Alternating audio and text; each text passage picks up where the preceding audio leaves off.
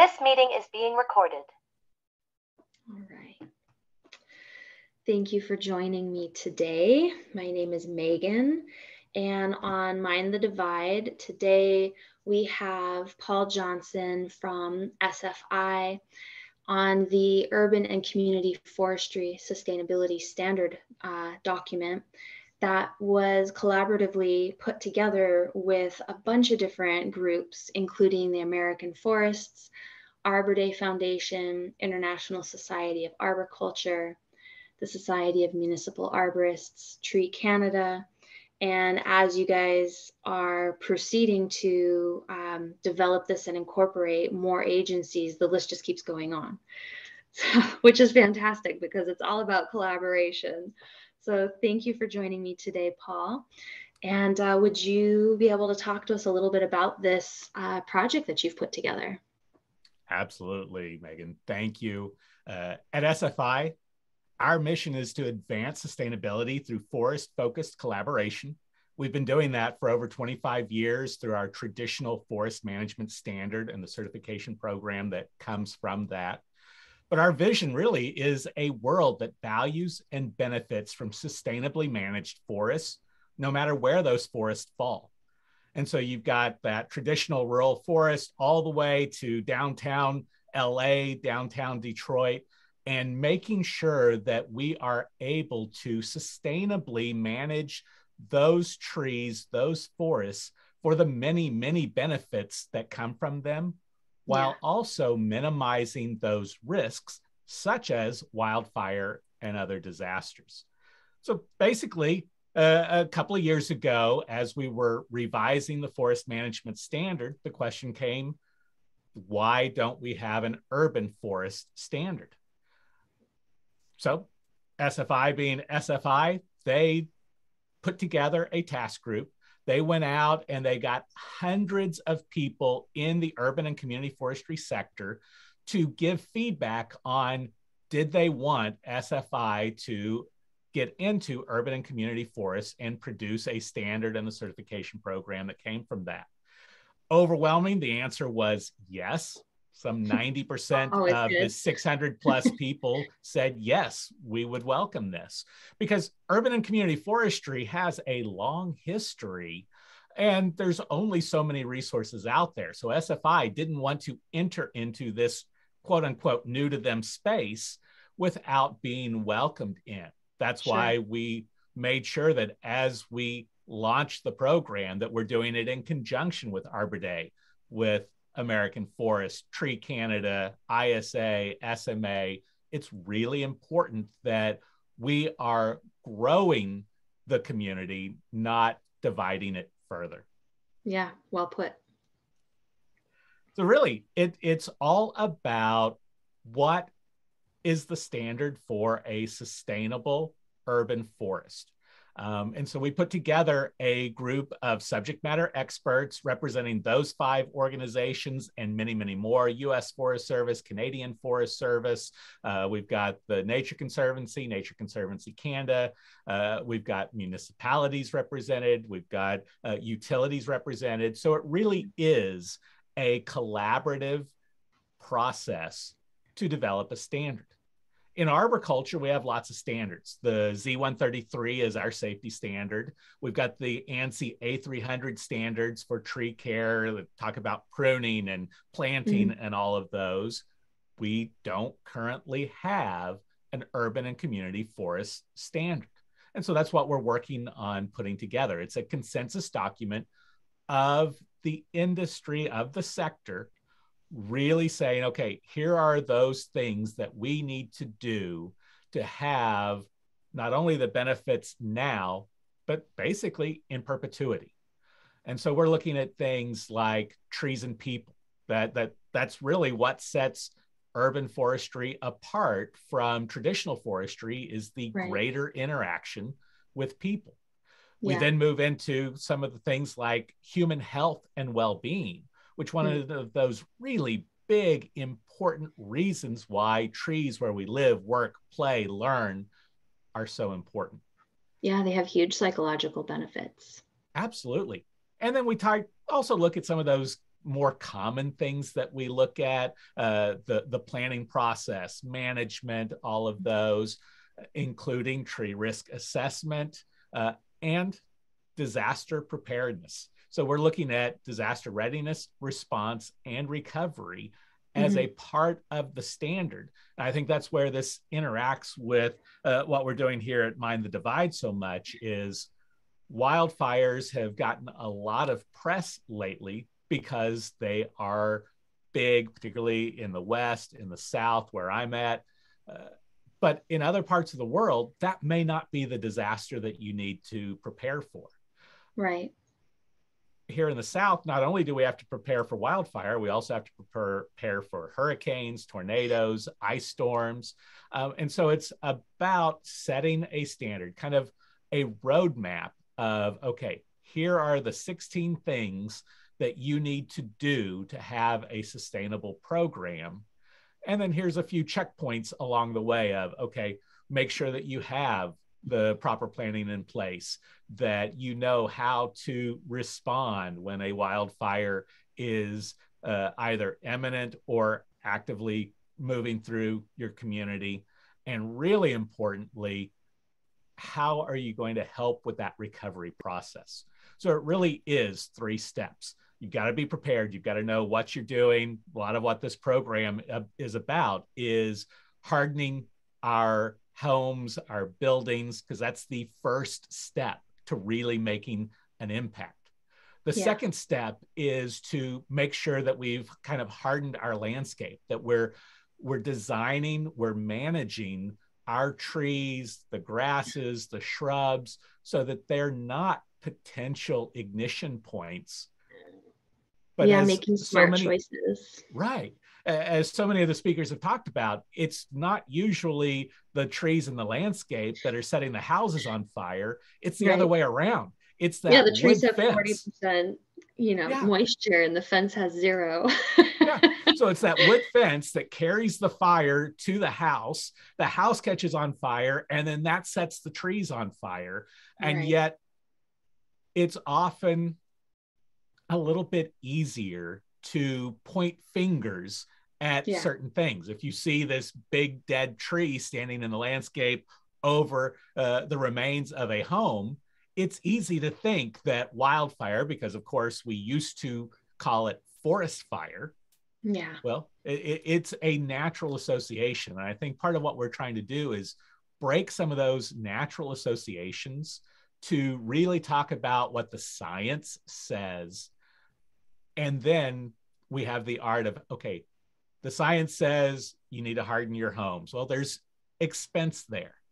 The science says that we need to reduce ladder fuels. That's a much lower expense way to manage things. So often we start on one end when it's not the most effective. Right. And then there's that unintended consequence of we can do too much. Trying to make sure that we are protecting people and property. Very, very important. Safety first.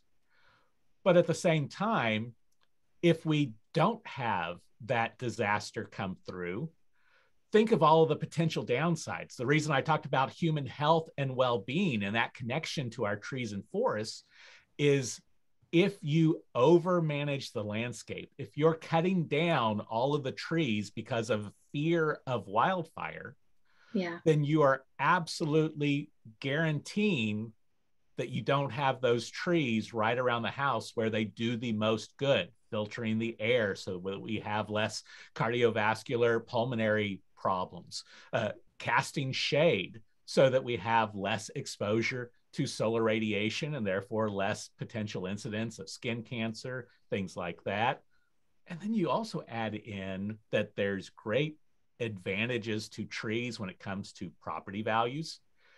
Homes with nice landscaping are worth more than homes without. Not to mention the financial benefit that they bring from shading on the house. That's exactly where I was going to go. Absolutely. The energy savings of shade is so important. And so we end up spending money to try to protect ourselves from something that may or may not have a high likelihood or a high risk in your location. So it really is all about that. Preparedness is the planning process. It's looking at resources like they have in the South, Tex Wrap, South Wrap. There are ways, and I know in the West they have it too, there are ways to look at what the risk of wildfire is in your neighborhood, in your area. Once you know what the risk is, then that helps inform how much you need to do in terms of managing that landscape and the hardening of the home, of course, which is always the most effective way. Other people will talk about that, but really, this is, pardon me, thought that was off. No worries. Really, this is all about making sure that we're not forgetting things. One of the other things that isn't covered in the standard is wood utilization, because so many places are still throwing away their trees when they've reached the end of their useful life. Right. And so we're really trying to make it a full cycle, all the way from where do you get the trees from? So where's the source of the trees so that they're appropriate for your location, planting them properly, caring for them properly throughout their life. And then once they've reached the end of their life, what's that highest and best use that we can come up with in that area? So it's really exciting, I think, that we will have a standard, and there will be a certification process that comes with that if people choose to, so that if you are a municipality, if you are a land owner or manager, so this will also be appropriate for corporations. So I can envision a world where the Apples and the Googles of the world have certified urban forests around their campuses. That would be able to show, right? To be able to show that they care about their people, their environment, and it's just going to be such a great way to be able to have a full cycle program that's really dealing with all of the items that we need to be able to enjoy and benefit from our trees and forests now and on into the future. I love it. It sounds fantastic. It sounds like we are definitely working on the same vein of, end goals. Get everybody to collaborate, get everybody educated about the trees. When do they pose a problem? How can you manage that problem or mitigate that problem in an appropriate way? And how can we have our community protect those resources rather than have fear or malpractice occur where you're deadheading a tree or you're doing improper cuts and it dies. You're taking it out when it doesn't need to come out, and there's a much simpler, nicer solution for the tree.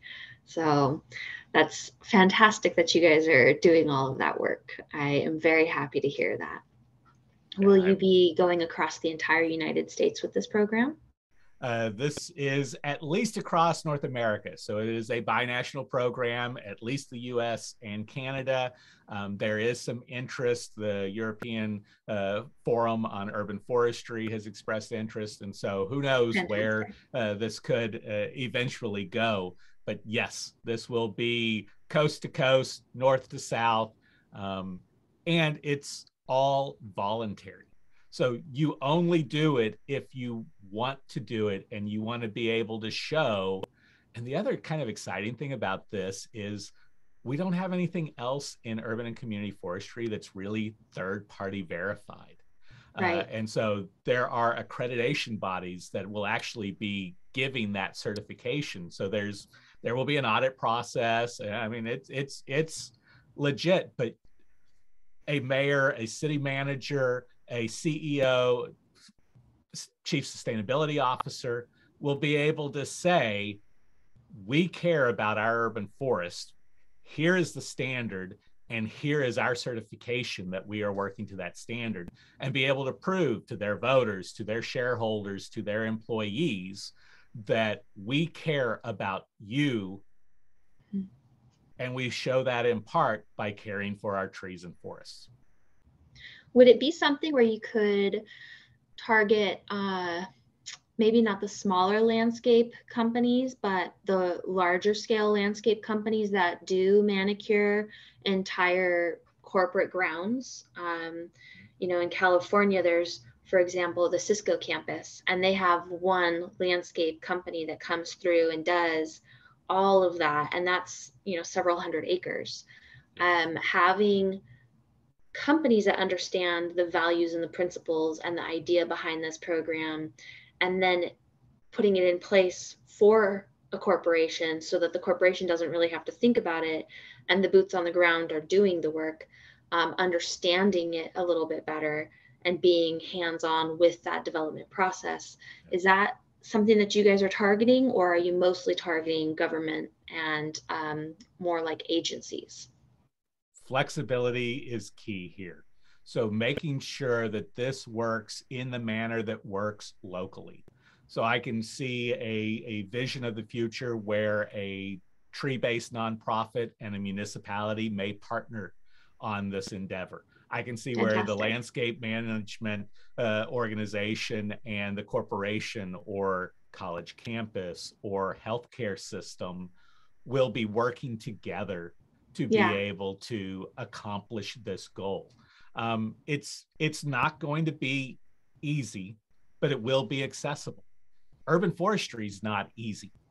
We're dealing with multiple species. We're dealing with all sorts of invasive, scale, non-native. Absolutely, and lots of risks. As valuable as trees are, as amazing as they are, they also get big, and at some point they're going to come down. And so there are risks involved. And so that's part of that process. But really, what we want to see is we want to see people make an investment in their urban forest.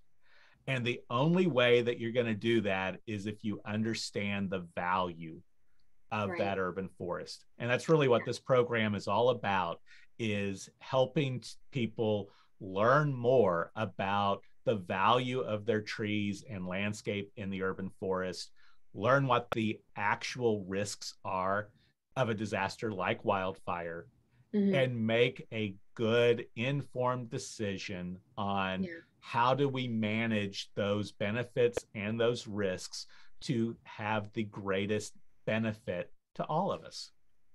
And I think you touched on it perfectly when you said it's about educating people on their value, because if we value the trees as a community as a whole, we'll start dedicating more appropriate space to them instead of trying to wedge them into tiny little 18 by 18 inch boxes under a power line, under utilities, next to a road, and all of the things. You're trying to take something that you don't really understand or appreciate, and you're shoving it into this tiny little space. And when it doesn't conform, we get mad.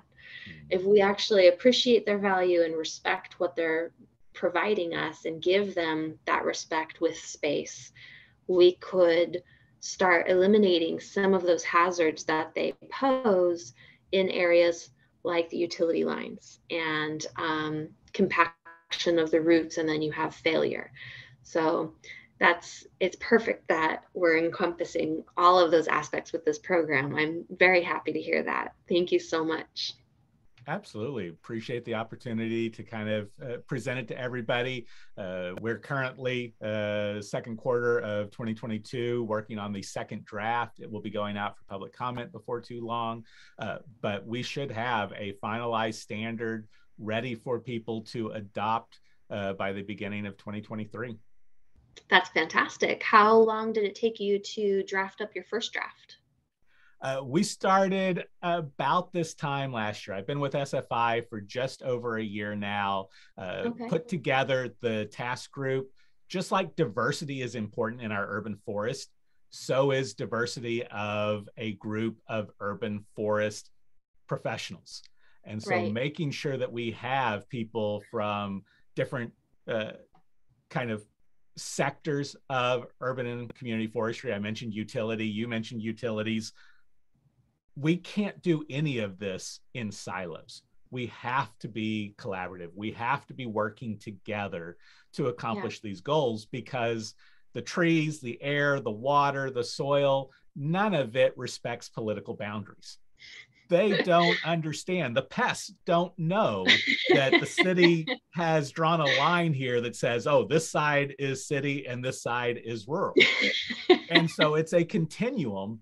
And therefore, we've got to have everybody involved together to make sure that there may be a neighborhood association that sees this, that does a really great job of managing their portion of the urban forest, and they want to get certified. They want to have that full cycle program to show that they are the best at caring for their trees, their forests, and more importantly, the people within them.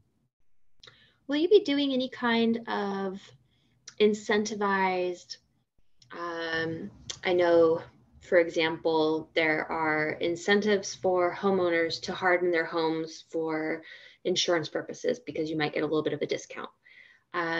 There are incentives for cities and towns to have a ton of trees in some areas that are more towards the coast sometimes, because you get listed as a green city or a tree city, and you get a little bit of representation. Your market value goes up a little bit. Do you guys plan on having anything that incentivizes people to join the program, to go through that arduous process and stick with it? Or are you hoping that other agencies will say, okay, as an insurance agency, for example, if they get this, then we will compensate them in some way, shape, or form? This will be another tool in the toolbox for everyone, particularly with the potential increase in budgets due to what really has been a renaissance in the understanding of the importance of urban forests. I think that this will be one of those tools that organizations will be able to point to say, here is the standard. And if you are meeting or exceeding this standard, you're doing everything that you can to have a good, sustainable urban forest. And therefore, you should be recognized for that, whether that's a local incentive. I could see a local municipal owned utility might have a program that they say, oh, well, here's where we're setting the bar. And if you're meeting that bar, there is an incentive for that. SFI is a nonprofit. We don't personally, individually have those resources to be able to do a lot of incentivization, if that's even a word. No placards? There will absolutely be recognition. We will definitely have recognition, but there's also the potential that people may be able to use the SFI label if you've seen it on napkins, baby wipes, coffee cups, you name it. It's that same idea that there may be ways for urban wood to be utilized and recognized. And so that really, would be fantastic. Right? That's one of the unique aspects of what we're doing. Is in traditional forestry, people always think about the lumber, they think about the fiber, but really there's a lot of certified forests that are certified because of wildlife habitat, diversity, air, water.